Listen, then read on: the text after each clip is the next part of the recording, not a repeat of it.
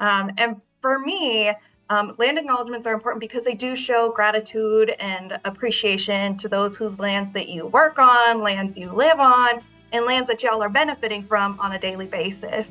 Hmm. And so it's honoring those Indigenous peoples whose lands that traditionally have occupied those.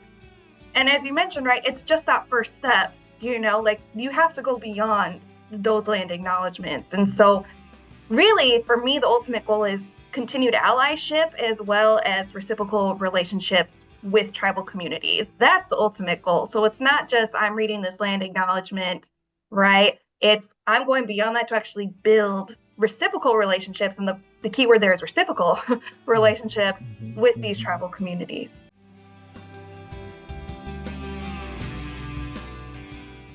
Hello, and welcome to Student Affairs Now. I'm your host, Rochelle Pope. I'm also joined today by co-host Gudrun Nyunt, who you will hear from in just a bit. Today, we're discussing the evolution of race and indigeneity in our work in higher education. This is part of a 13-episode series for ACPA's 100th anniversary and a partnership between Student Affairs Now and ACPA. We have three great guests today who have been instrumental in leading the field on issues of race and indigeneity. Doctors D.L. Stewart, Shana Philpott, and Monique Atherley. Student Affairs Now is the premier podcast and online learning community for thousands of us who work in, alongside, or adjacent to the field of higher education and student affairs. We release new episodes every week on Wednesdays. Find details about this episode or browse our archives at studentaffairsnow.com. Today's episode is sponsored by ACPA, as I said before, an independent 501c3 nonprofit association, which is sponsoring this special 13-episode series with Student Affairs Now to celebrate its 100th anniversary, boldly transforming higher education. As I mentioned, I'm your co-host, Rochelle Pope. My pronouns are she and her. I'm a professor in the Higher Education and Student Affairs program at the University of Buffalo, and I also serve as a Senior Associate Dean for Faculty and Student Affairs and the Unit Diversity Officer for the Graduate School of Education. I'm recording today near the University of Buffalo's campus on the unceded land of the Haudenosaunee people. Hello, everyone, and I'm your co-host, Gudrun Nyunt. My pronouns are she and her, and I'm an associate professor and program coordinator of the Higher Education and Student Affairs program at Northern Illinois University. I also have the honor to serve as part of the ACPA 100 core committee and as ACPA's vice president of membership. I'm joining you today from Northern Illinois University, which occupies the homeland of the Anishinaabe peoples, also known as the Council of the Three Fires. And so let's get started with the conversation. To our panelists, if you can introduce yourself, and how about we get started with you, DL? Okay.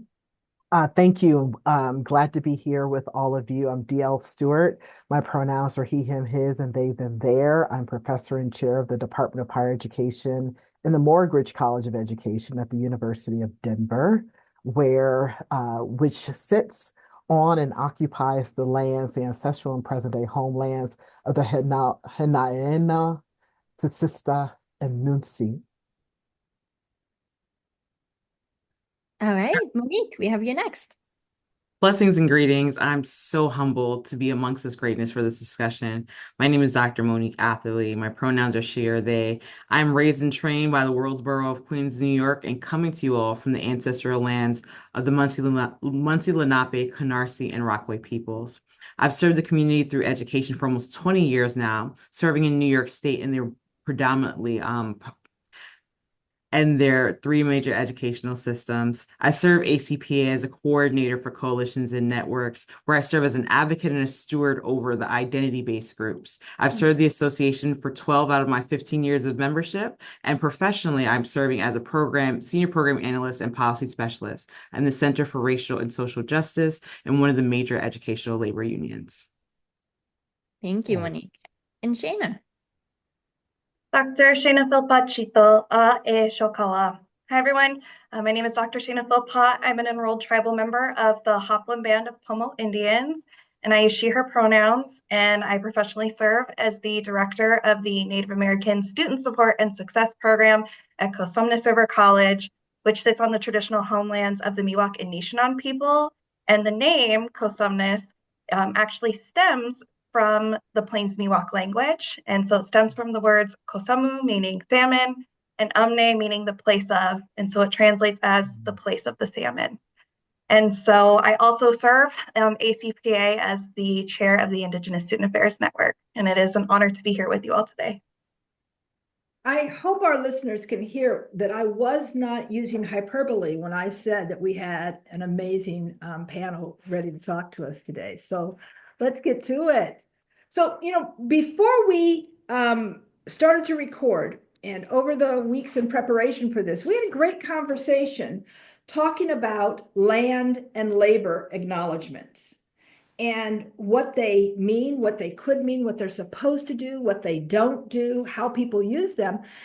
And we were trying to figure out what we needed to do. And we decided on what we need to do with this particular episode is really talk about them as part of this conversation. And so we start this episode focused on race and indigeneity. And we wanted the three of you to share with our listeners a bit about land and labor acknowledgement. Why do we do them? How can we go beyond simply acknowledging the land and the labor and start moving towards action? I was wondering, Shana, would you start us off there? Yeah. So I can speak to the land acknowledgement piece. And so land acknowledgements, they're formal statements that honor Indigenous peoples as the traditional stewards of the land, as well as the relationship that exists between Indigenous peoples and their traditional homelands. And so a lot of people, I get asked all the time of, well, why do we do these land acknowledgements? Aren't they performative?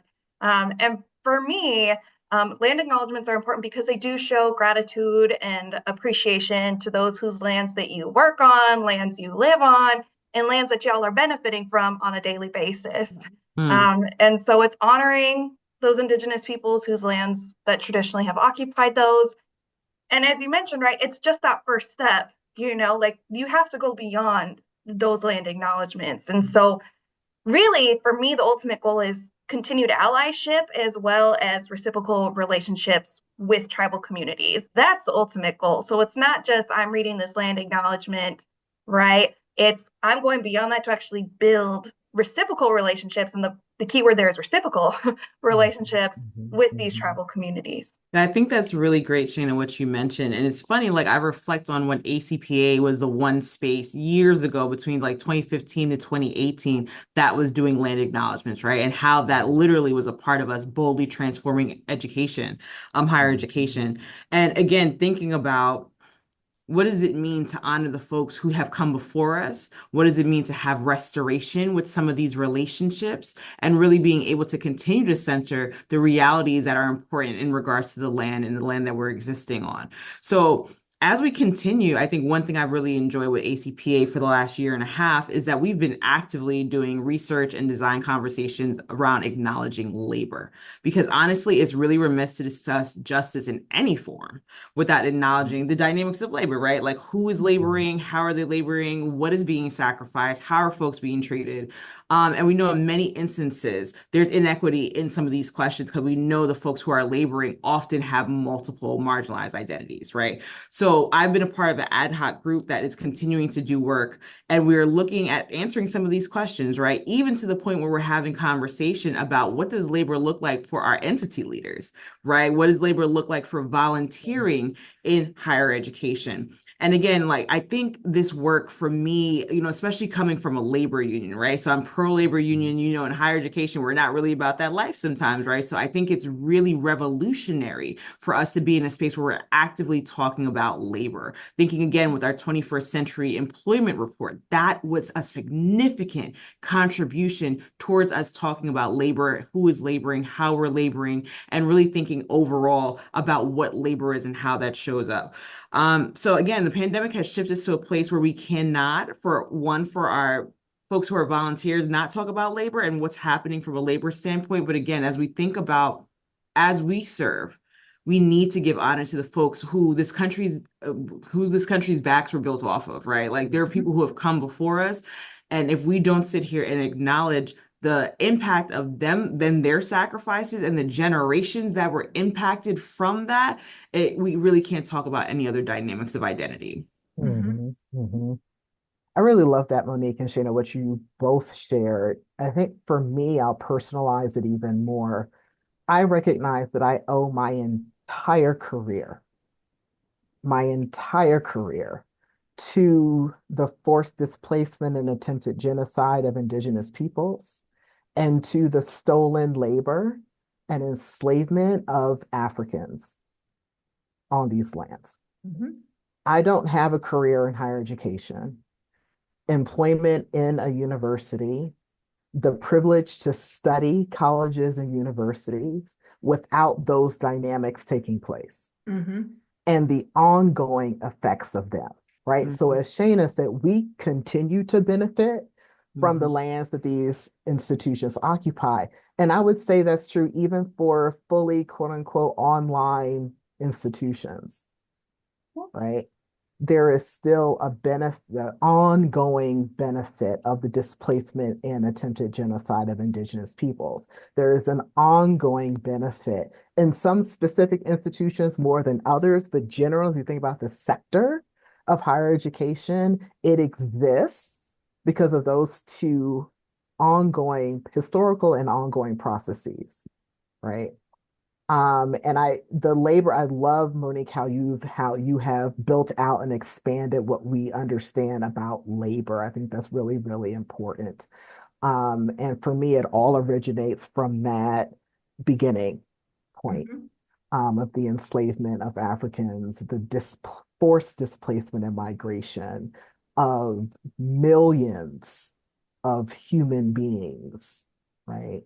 To this place to be dehumanized, um, killed, right, exploited for their labor in Mhm. order to build the nation, right, that we have, and specifically institutions of higher education.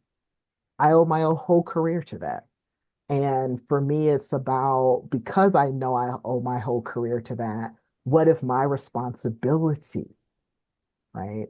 To, as Shayna said, build relationships and be in relationship with Indigenous communities and with Black communities, particularly, but also with minoritized folks in general, particularly those, as Monique talked about, who labor on our campuses, Mhm. right? Who are often unseen and invisibilized in the work of higher education. Right. I'm glad you brought up that at the end there, DL, about unseen and invisibilized, because there is this whole erasure. And to me, Mhm. that's one of the reasons why we need to do Right, these land acknowledgements, because it's not only because of the past. It's right. because of Mhm. people right Mhm. here. And there are whole swaths of individuals on our campuses in our nation who don't believe that Indigenous folks here still exist, number one. Mhm. Right. And number two, want to erase the history that you wrote out. So I think, yeah, we need to keep doing it to keep that in the pressure, but Mhm. that can't be the Mhm. end. And I just want to say we Mhm. could spend this entire episode just talking about land acknowledgements, but I do want our readers to know that if they look through our archives, we have a whole session on um, beyond land acknowledgements, what we need to do. But that was an important place for us to at least begin, I think. Yeah. Yeah. Yeah. Thank you all for sharing, because that was so powerful. And just thinking about, right, as we're thinking about race and indigeneity, how do we even start with this episode and kind of set the tone for how we want to talk about these things, right? And how Mhm. we're taking that responsibility that we all have to acknowledge the past, to acknowledge what's still happening today, how it's going to continue to shape our future, right? And really thinking about that responsibility that we all hold as higher education professionals and scholars. And Mhm. so, Monique, you got us started about, right, some of the ways that ACPA really has pushed the field of higher education to work towards racial justice and decolonization. And all three of you have been engaged in this evolve in really amazing and meaningful and really, really important ways, right? And so I'd love to hear a little bit more from each of you of how you've seen ACPA and the field transform over the past few years. Mhm. Monique, do you want to get us started? I'll go ahead and jump in. So first and foremost, I want to make sure I'm lifting up an area in the association that has been a consistent generational force in this work, and that's the ACPA coalitions and networks. The coalitions and networks represent who we are as an association, and they provide affinity groups that amplify and advocate for the realities associated with various social identities and common link communities. So over time, the name has changed, but the coalitions have and networks have kept us purposeful. They continue to hold us accountable and making sure that the association is considering equity, inclusion, and access at the forefront of all of our work. They've challenged us to do and be better. And, working with folks over the last 3 years within my tenure has really been a privilege to see how much they've really leveled up their game. We have so many dynamic offerings, both in programming and scholarship, that are centering in their particular communities. And as I think about some of our networks, again, challenging us to think about what are some intersections that we need to highlight a little bit more as we do this work. And again, what are resources and ways we can support these communities that are on our campuses, as well as folks in our professional colleague networks that are represented in these spaces. The other thing that I think about that I'm really excited about as ACPA is going through its 100th year, we just went through a governance transformation process. So we're in our second phase of putting in our new leadership council. And with this work, we centered looking at race and access and identity. So 3 positions in particular that I'm really excited about seeing them continue to grow and have impact and again, hold our association accountable. First is our decolonization strategies chair, which actually came in phase 1. And again, this chair is responsible for holding the association accountable, providing materials, really helping us look at the benchmarking of how we're considering decolonization, the way that we say that we're considering decolonization. Second, in this iteration of our election process, we have our racial strategies chair, as well as our universal design chair. So again, all of these roles are built to make sure that we are supporting these populations and again, keeping identity and access and equity in the front of what we're doing in these communities. Yeah. And I just would love to jump in terms of, like I mentioned, I'm chair of Indigenous Student Affairs Network.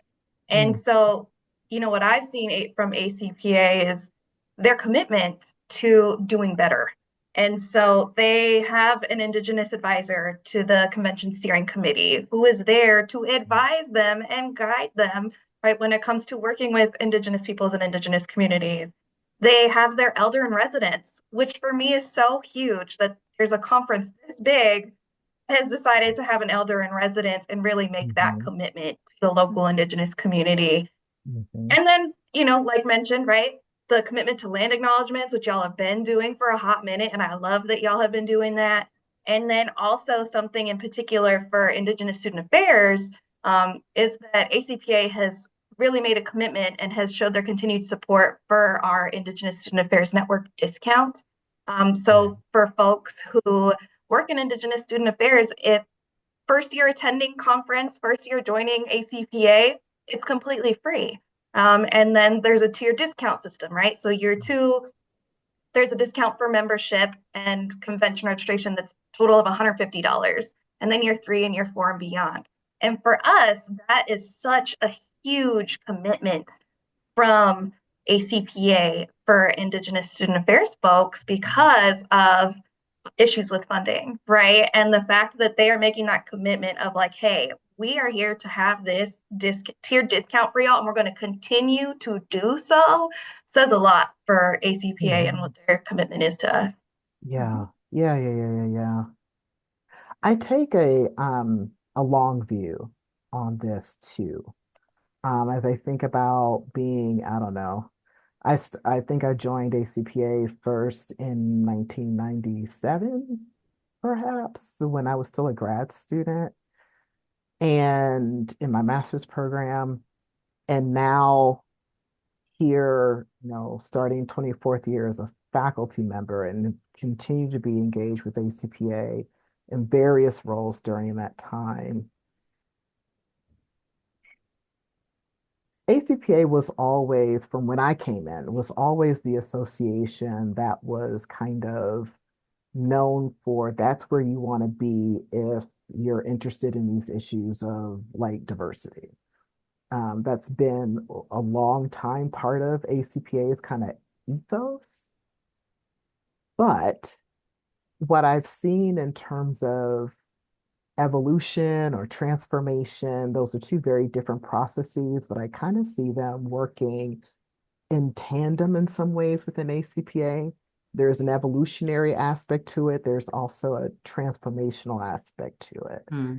Is the naming of the thing, right? So you really can't address something until you name it and name it specifically and explicitly. And that's what I saw happen and begin to happen as the strategic imperative was being rolled out, right? So was that Donnelly 2016, if I'm getting my presidential years correct, somewhere in that neighborhood, was, okay, we're going to name it. And in the naming of it, the it being racial justice and decolonization, which had to be added, right? So I think that's the thing that sometimes gets lost in the conversation is that as ACPA began to do this explicit naming of the work that needed to be done, issues of settler colonialism, indigeneity, decolonization were not originally uppermost of mind, right? Or were considered perhaps embedded within or conflated with racial justice without the recognition that no, we're talking about sovereign peoples on stolen land, and that's not the same as talking about racial justice, right? They're related concepts. Systems of oppression often work in similar ways, but they're not the same thing. And so the need to lift that up very specifically. And what I saw happen is a listening. There's been greater emphasis on listening, I think, in the association and then responding, right? So I'm taking the time to stop, to pause, to listen, and then to act, right? And to shift action in response to what has been heard, right? And I think we're doing better at that as an association.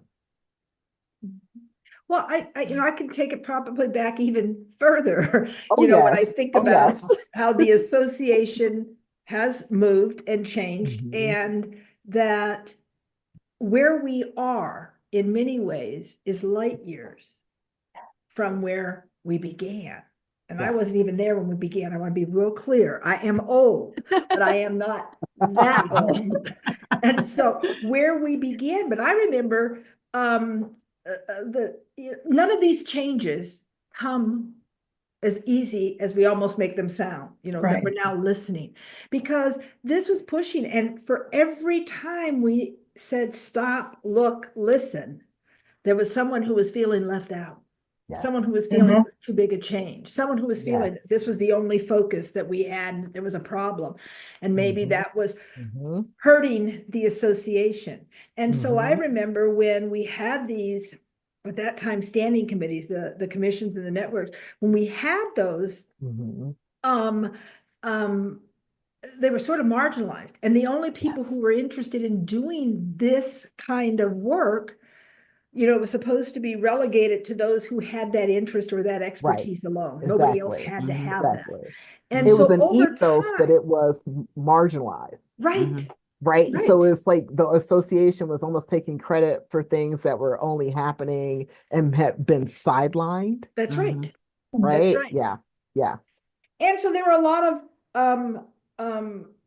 people feeling marginalized and isolated, and particularly with our indigenous communities. I mean, I remember when we were in Boston Mhm. back, I guess in Yeah. 95. Yep. Was it 95 or Woo. was it the next time we were in Boston?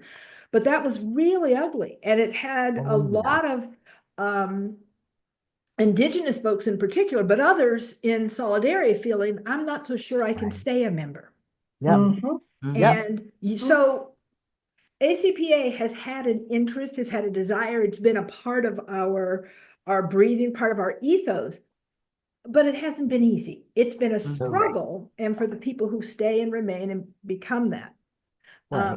who helped to transform it, who stayed in Yeah. the conversation to say, we can be better and we can do better. And Right. so that's, in some way, it's hard to say right now, but that's in some ways what we see beyond ACPA, right? I'm sure Mhm. other associations who say this is their ethos have had those same struggles, or those who have said, no, it's not. They might be struggling too, because there are people involved, our society, our nation, all of that. Mhm. And I'm wondering if, as we talked about ACPA, can we move this to the field as a whole? How do we see those same issues operating on campuses, evolving on campuses, transforming on campuses? I know you can't speak for all of the campuses, but you work on campuses in some ways, you consult, you speak on different campuses. What are you seeing out there? And I'm wondering if we can begin with you again, Shayna. Yeah. Let me step up on my soapbox real quick. Okay, it's like, where do I even begin? Like mentioned earlier, right? Land acknowledgements are a big one. Is an issue on college campuses where they're seen as performative. You have some college campuses who are just doing it just to do it, and they're not doing it in consultation with and in relationship with their local tribal communities, which is a problem. And also those same institutions, right? They're not going beyond land acknowledgements like we talked about, right? Like having those reciprocal relationships with tribal communities and ongoing reciprocal relationships with tribal communities. Some other issues that I see on college campuses are just the lack of Native and Indigenous identifying faculty and staff on campuses. There's just so few of us, even on my current campus now. I'm one of two.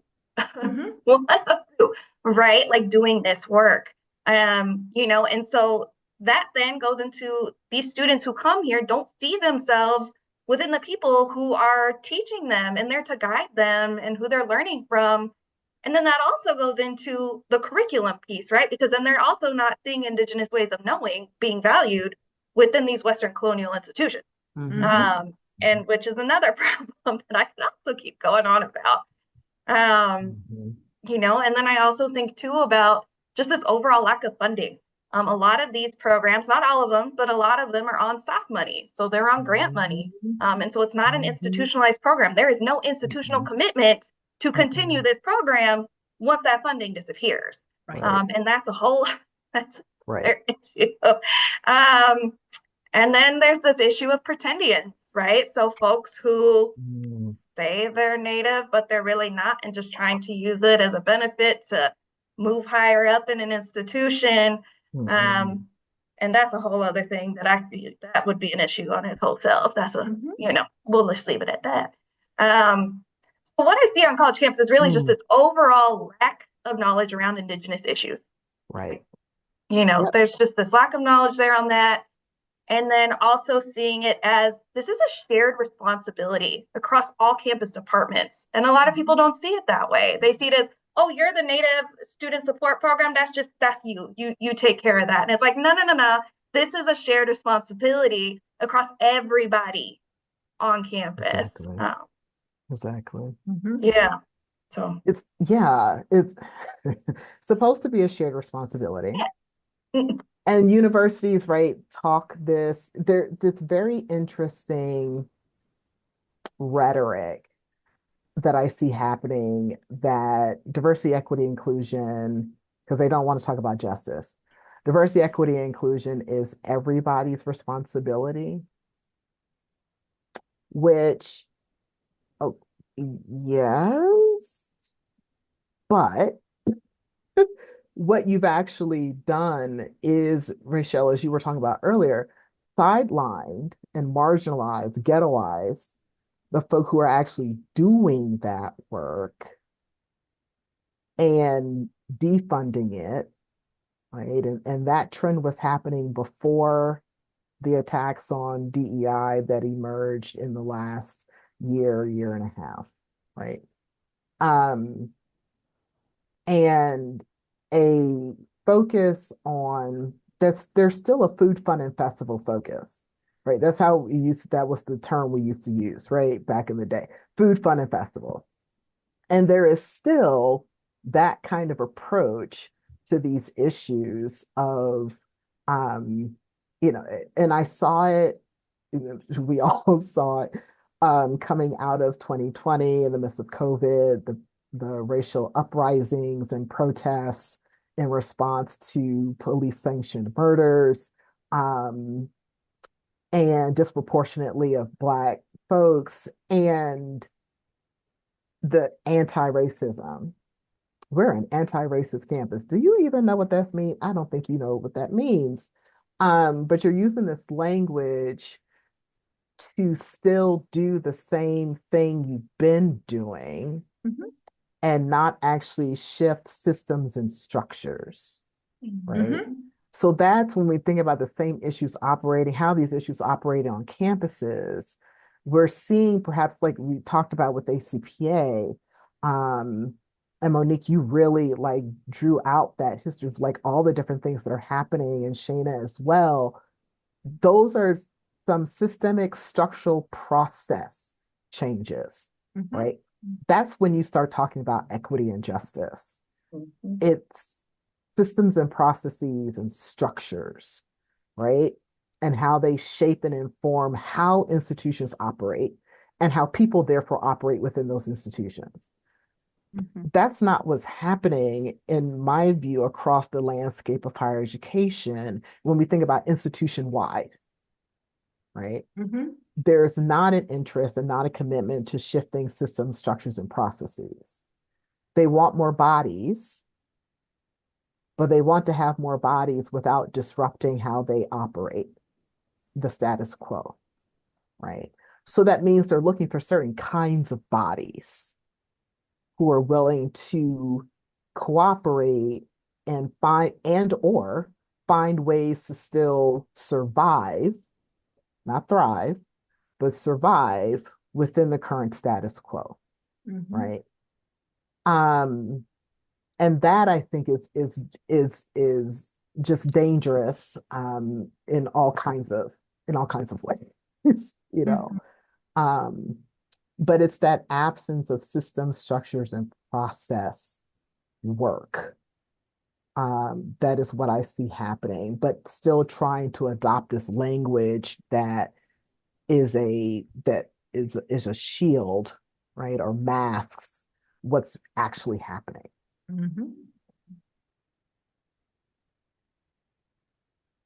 Yeah, so I'm listening to you all, and two things came up that tied a little bit together of what you all were talking about, and it's definitely a systems issue, right? It's a systems, it's a structure, it's protocol, and all the things.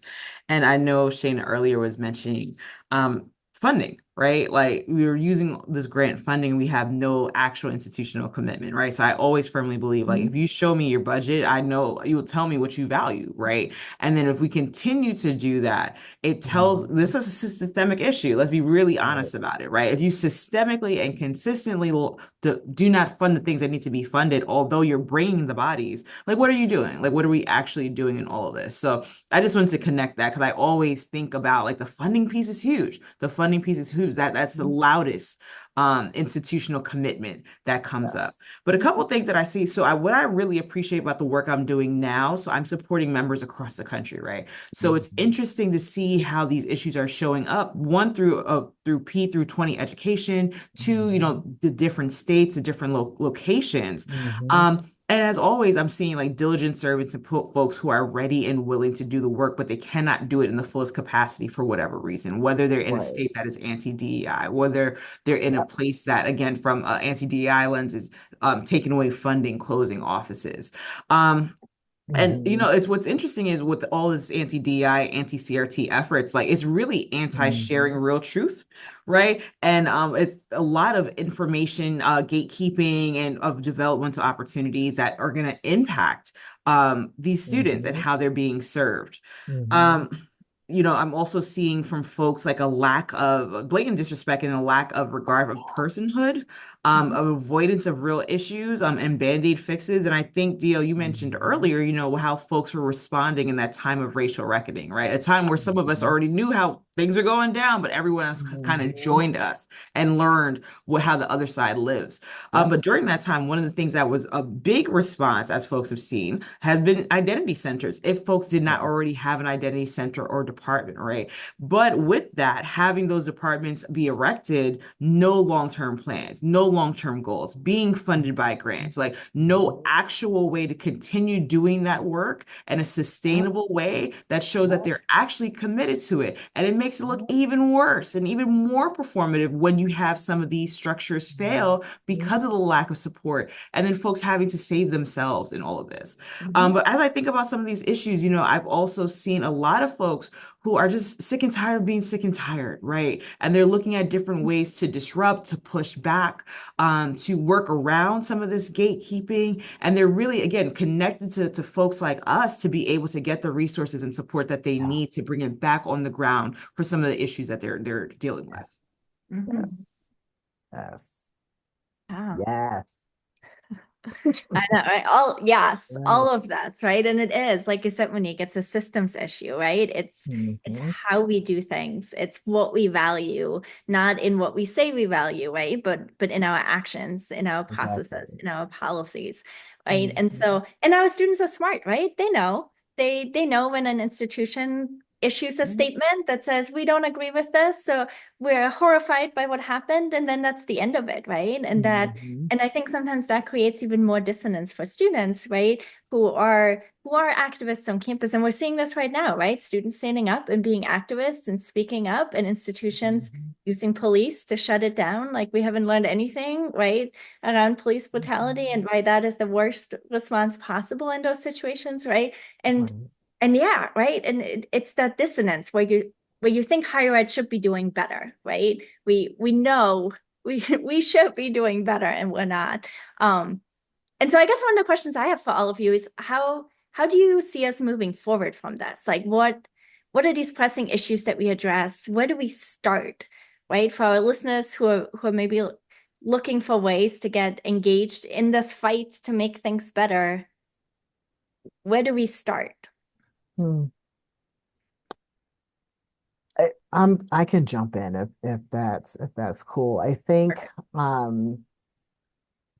we need to start with examining our systems and structures and processes and the things that communicate our values. So Monique nailed it, because I'm like a budget is a values document. Absolutely. It's a statement of values. So how and where are you spending your money? Okay.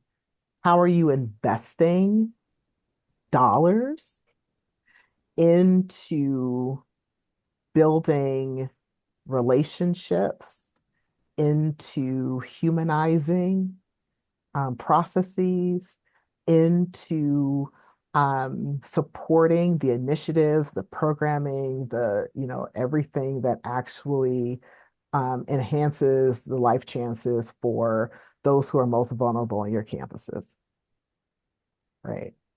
It also begins, I get this question a lot when it comes to folks who are not senior level administrators or faculty in their institutions. What can I do?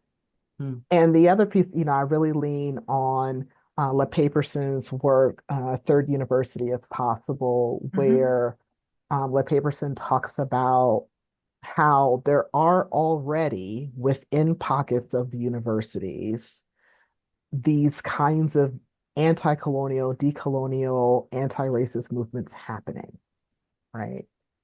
And sometimes I think we over-focus perhaps on the institutional level. It's almost like in electoral politics. There's a whole lot of attention at the top of the ticket and people don't look down ticket, right? Down the ballot. And I think that same dynamic is a parallel within institutions. What's happening in your sphere of influence? How are you using your degrees of freedom, right, to shift practice and policy, right? Even in small ways. But I think we don't understand the ripple effect that those quote unquote small changes actually can have, right? Across the landscape of a place and group of people, you know. But it's the systems, the processes, the structures. That's where we have to go next, because otherwise we're just going to continue to reproduce the same effects that we have continued to see, right? Um, it becomes intransigent because we're not addressing what's actually at the root of the problem and the ways that whiteness, white supremacy, settler colonialism, anti-Indigeneity, anti-Blackness Mm. show up in how we do things, the tacit assumptions by which we operate, right? And I think the other thing we need to do, and I'll stop here, is that we need to actually, I talked earlier about naming the thing. Mm-hmm. As higher education, we don't name the thing. We talk around it, but we don't actually name it, right? Really specifically. And I think that is something we need to do, particularly as regards anti-Blackness and anti-Indigeneity and in how we operate as an institutions, because that feeds into all these other systems and structures of oppression. They're not isolated, right? And so I like building solidarity amongst communities is the other piece that where we need to go. Yeah. I want to jump in really quickly because I also want to big you up, Dr. Stewart. There's a article that you've written years ago, I think it's 2018 or 2019, with your ideologies of absence. And it's one of my favorite articles in particular. And I think about the ideology of unbelonging, right? And how belonging is for a certain type of person who does a certain type of thing and who is this ideal type of person. And again, like, what does that mean and say for people in regards to them being at these institutions? So I mentioned that because, one of the things I would hope that we would do a better job on is really considering the visibility of some of these populations who are out here recruiting and trying to bring to our campuses. And then the other thing with that is consistency on stance, right? Because again, if we're bringing folks and we're saying that we want them there and we're not providing any structural supports, and then all of a sudden we switch the game, like, again, what are we doing? So a couple of things that come to mind for me, I think about Porter and Bird, and they've done some work in regards to both undergraduate and graduate Black women on campus who, again, are recruited to come to campus to be a part of the diversity on campus, but then again, have nothing there for them, right? They themselves have to create structures, as you mentioned, about connecting with communities. They have to create their own structures to be their own retention plan, just because, they get there and they are no longer visible and needing service almost, right? Like that's how it appears that their experiences. And then I think the other thing, again, thinking about different types of populations and the nuance that comes with population, right? So one of my colleagues and I were actually coming up with a book chapter that focuses on the Black immigrant experience in higher education, right? And one of the things that the literature says is, again, when we're not considering Black students as a whole, like if we're operating from a place of anti-Blackness, we couple them in together anyways. We have no actual interest in any of their actual intersections. We see that Blackness to them is a monolith, right? So as we think about having students who have multiple identities within a group, like how are we honoring who they are as they come to us, right? And how are we not losing their journeys and their stories along this as we're supporting the larger community? So like visibility is huge, right? Seeing yourself, but also having folks who see you and you can see yourself in systems and structures that you are being considered and taken care of. Yep. Ooh, yeah, man. You are just incredible. Like I'm just sitting here like fangirling over here. I'm just wow. Okay.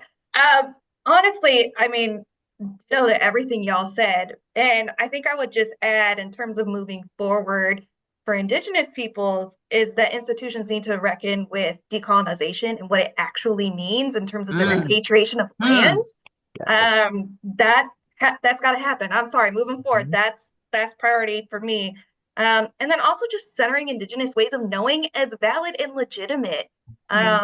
like I said, we're in these Western colonial institutions that were not made for us in the first place. Mhm. And so now, like, how do we, again, right? These system shifts, how do we shift this to where these Indigenous ways of knowing are now going to be valued and legitimate? Absolutely. And I think institutions also need to realize what tribal sovereignty actually is, and that when it comes to working with these communities, right, you are working with communities that have a political and racial identity, and Yes. they're a sovereign nation. Yes. And Yes. so what does that, these institutions need to realize, like, what does that look like when you are building a reciprocal relationship with another nation, not just, Right. this group of people. So Right. I would just add that. Right. So we talk Mhm. about internationalization, right? Right. But we're not thinking about that in the terms of, or in the context of, as you're saying, Shayna, what dealing with other sovereign nations on which we are occupying their lands. Mhm. Right.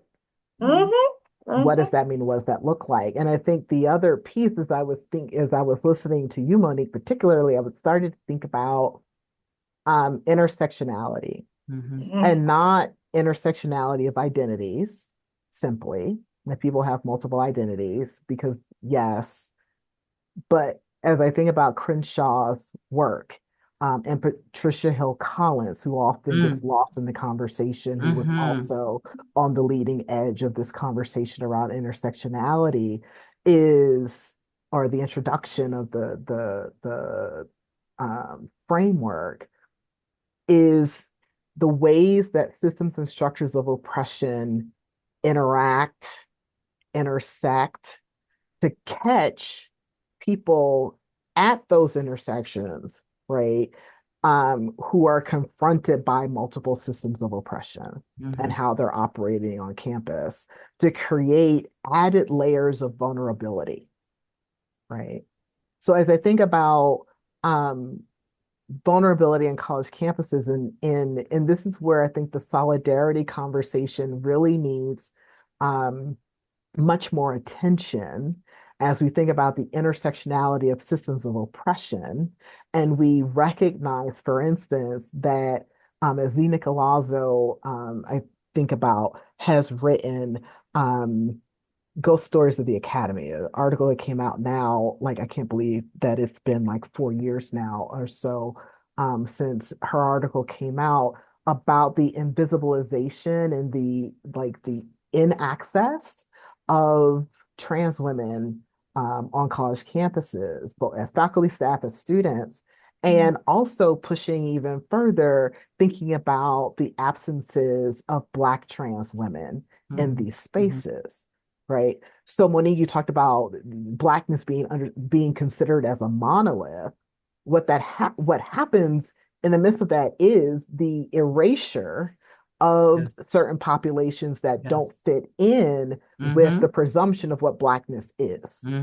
Right. Same thing with indigeneity is happening. Right. So the quote unquote safe Indian, the quote unquote, good Black person, or, like, you're different than, and being put then within this box. And so we're going to engage anti-racism for those group of people, right?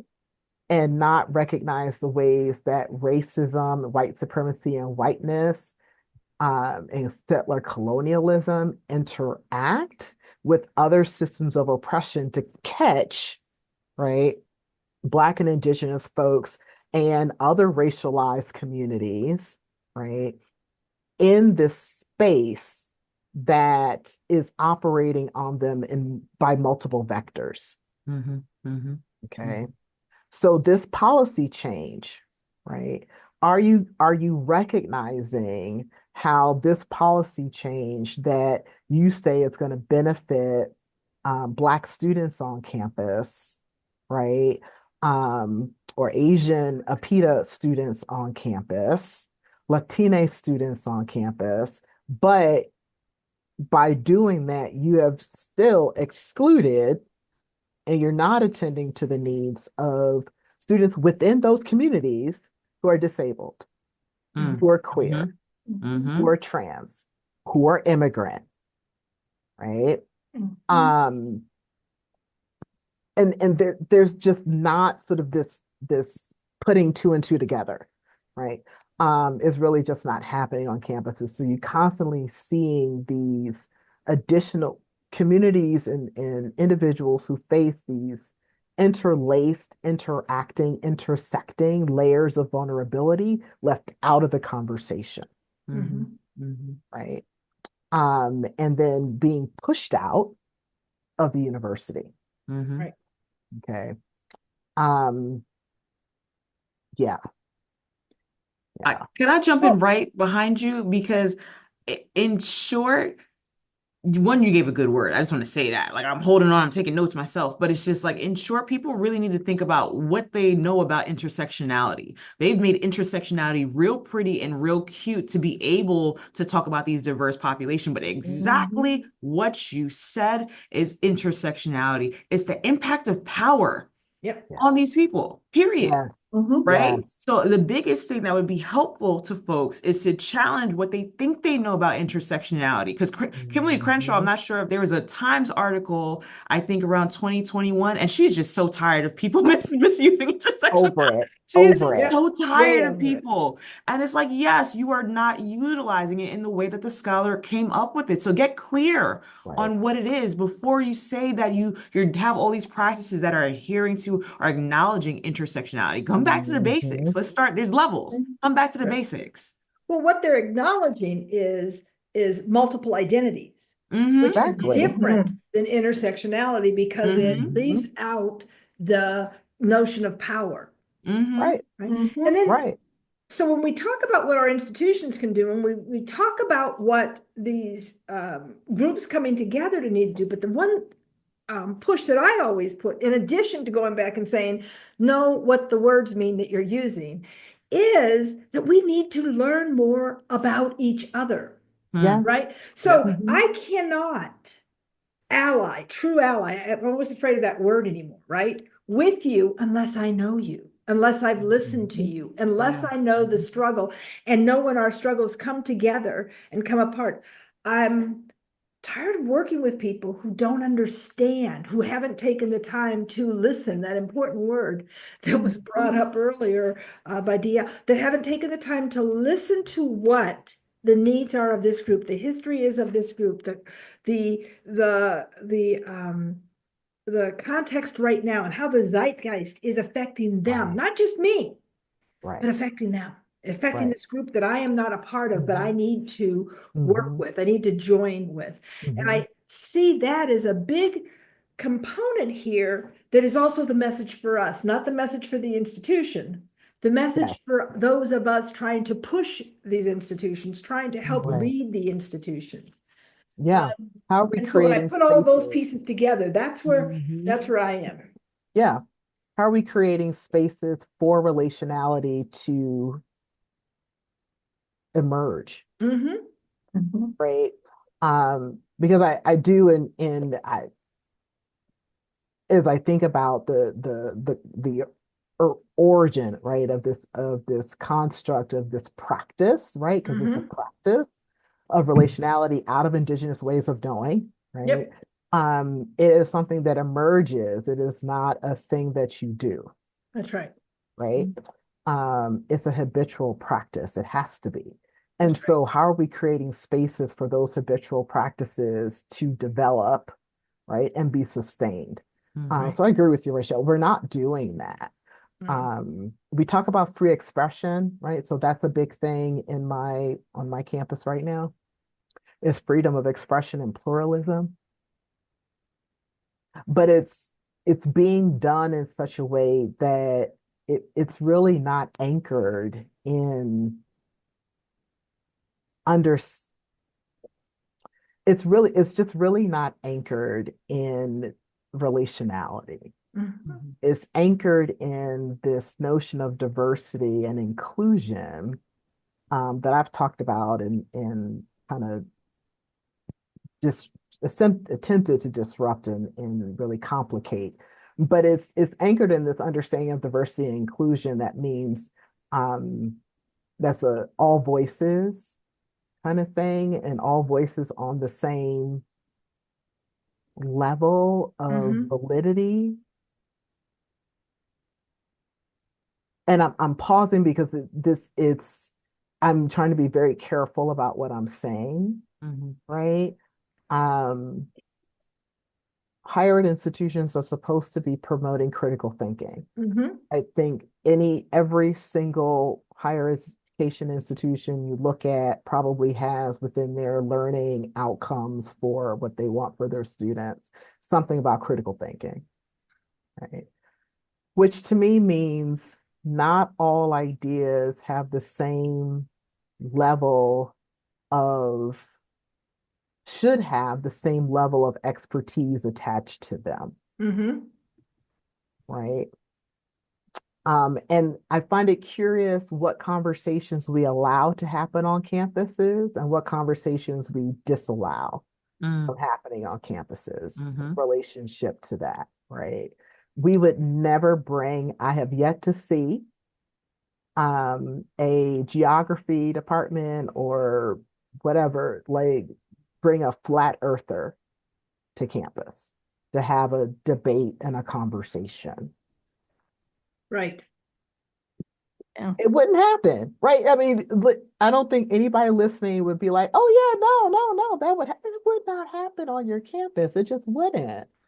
Right? But we are totally comfortable with supporting, not just allowing, but supporting um, anti-trans, anti-indigenous, anti-immigrant, right? Voices to be part of a debate as though there were two equally legitimate underpinnings of these ideas, right? Well, what that That, makes me, I'm sorry, it just makes me no, think go of ahead. that. There's that, I read this quote about journalists. And they were Mm-hmm, saying it's this whole both sides notion, this whole thing about that if one side says it's raining mm-hmm, of a debate and the other side mm-hmm, says no, it's not. The journalist's job is not to present both sides, it's to look out the damn window and see if it's raining or not. And then Mhm. so right. you deal with the Yep, facts. If a right. journalist has that responsibility, then educators surely have that Surely, responsibility to help surely. us find um, fact, and I mean fact in its broadest sense, Mm-hmm, right? That really honors an indigenous way of mm-hmm. thinking. It's not, I'm thinking about, oh, I can't think of her name, Braiding Sweetgrass, as she talks about it in biology, right? What's her name? Mhm.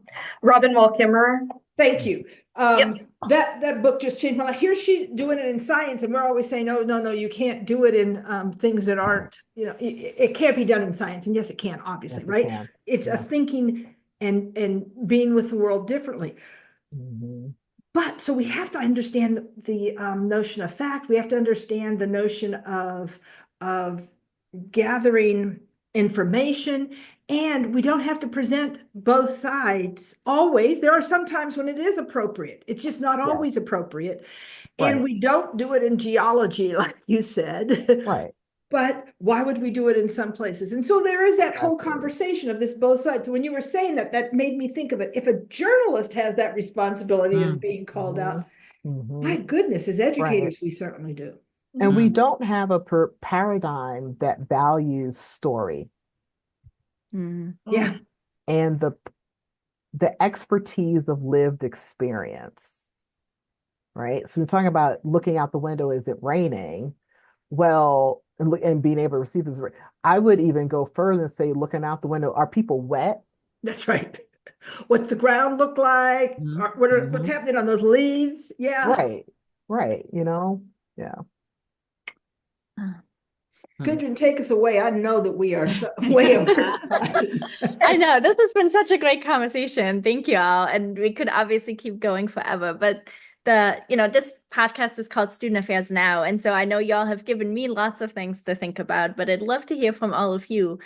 After this conversation, what are some of the things you're thinking about, troubling, pondering right now?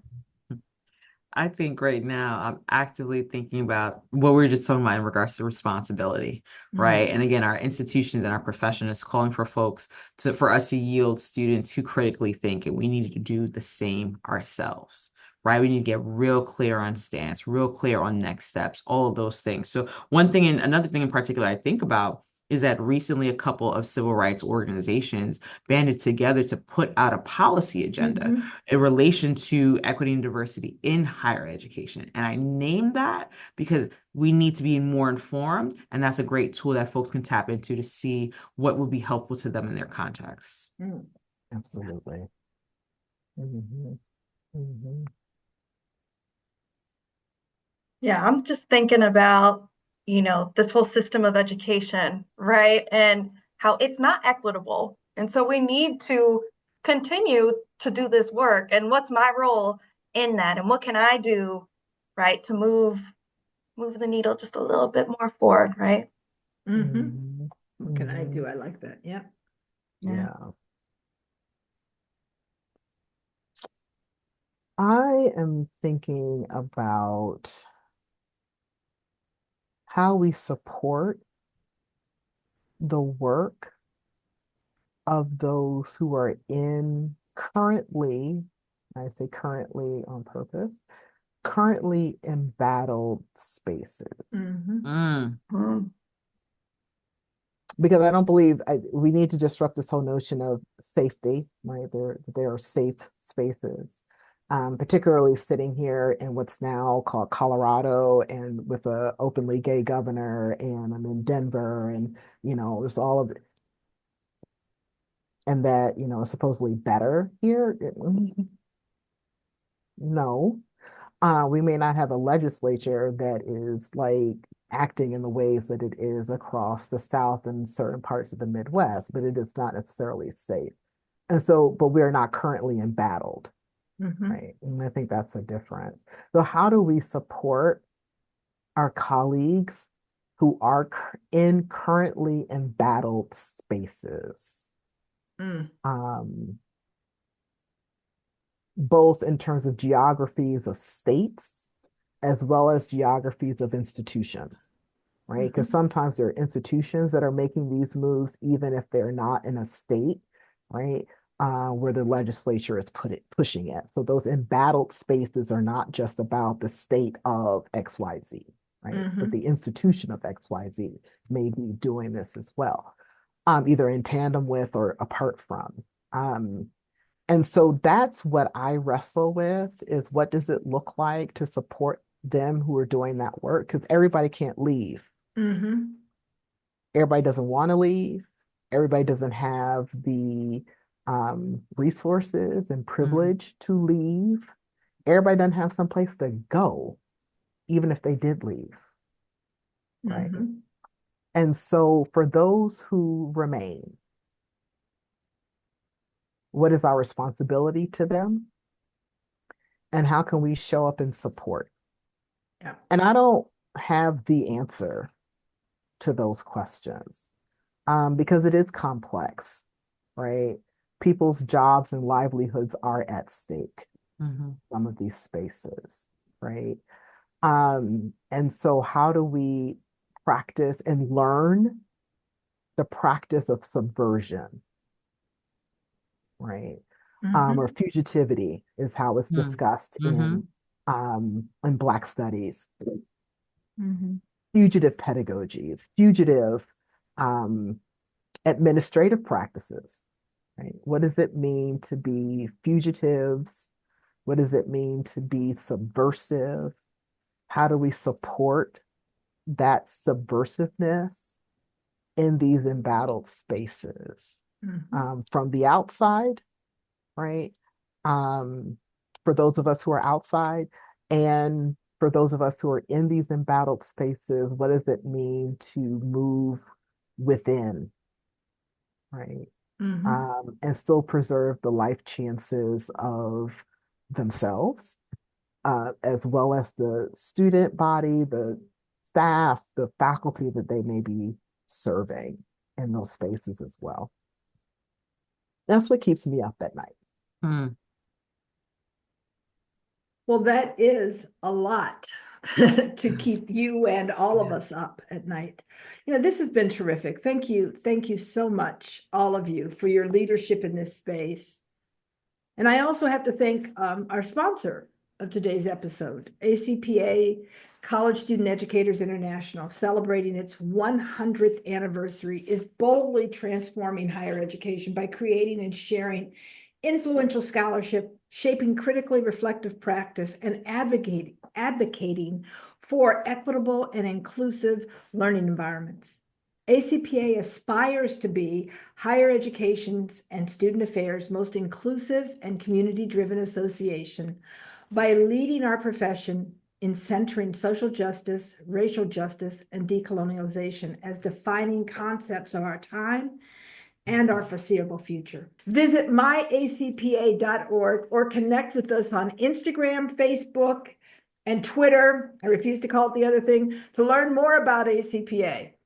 Huge shout out too to our producer, Natalie Ambrosi, who does all of the behind the scenes work to make us look and sound good. We love the support for these important conversations from our community. You can help us reach even more folks by subscribing to our podcast, YouTube, and weekly newsletter, announcing each new episode and more. If you're so inclined, you can leave us a 5-star review. I'm Rochelle Pope with Gudrun Nyont. Thank you, and thanks again for our amazing guests and everyone who is watching and listening. Take care of yourselves, be kind, and spread joy.